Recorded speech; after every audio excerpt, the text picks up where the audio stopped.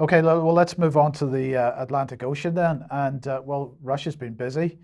So here is a frigate, and they're busy firing practicing or simulating, exercising, firing a hypersonic weapon. So the Russian Navy carrying out a test launch simulation of the Zircon in the Atlantic Ocean. That's according to the Russian Defense Ministry. So they were practicing hitting with a Zircon hypersonic missile a target, simulating an enemy warship at a distance of more than 900 kilometers.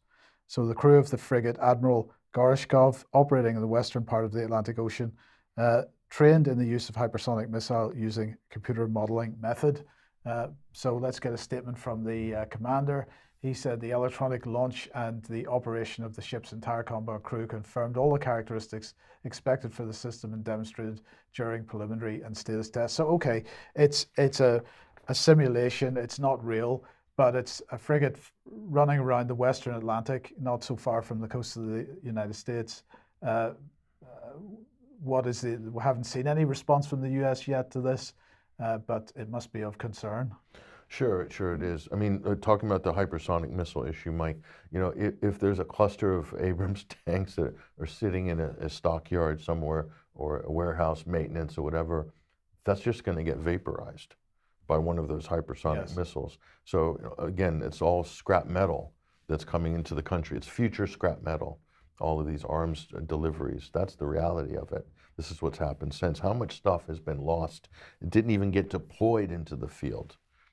Paid for by the European public money, paid for by debt in Europe, debt in the United States. We can't even calculate how high. Towards the end of the program, if I'm feeling particularly vindictive, I'm going to show a little clip of Jeremy Hunt giving his speech this morning as Chancellor of the Exchequer. And when you get to the end of that, just think about how much money is going into this exercise, how much British money, how much US money, how much EU money is going into this exercise, and the struggles that people are having at the moment. And the question is going to be asked, has this country got the priorities right? And I think most people would say no. But if you're going to say no, we've got to start acting and telling our MPs it's no longer acceptable.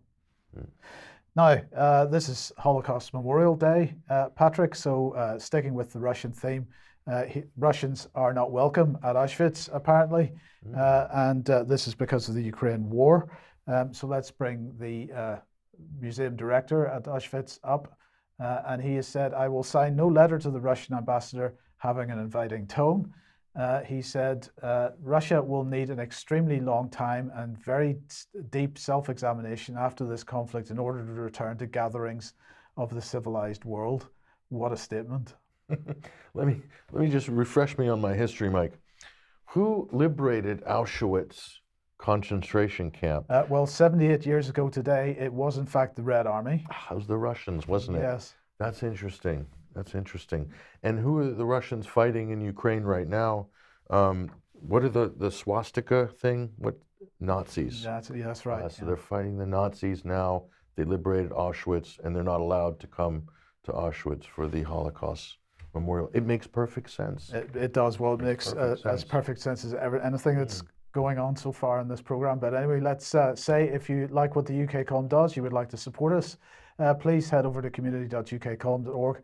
There are options for you to become a member there. You'll be very welcome into the community, and that would help us out a lot. You can pick something up at the UK Column shop, but please do share material you find on the various platforms.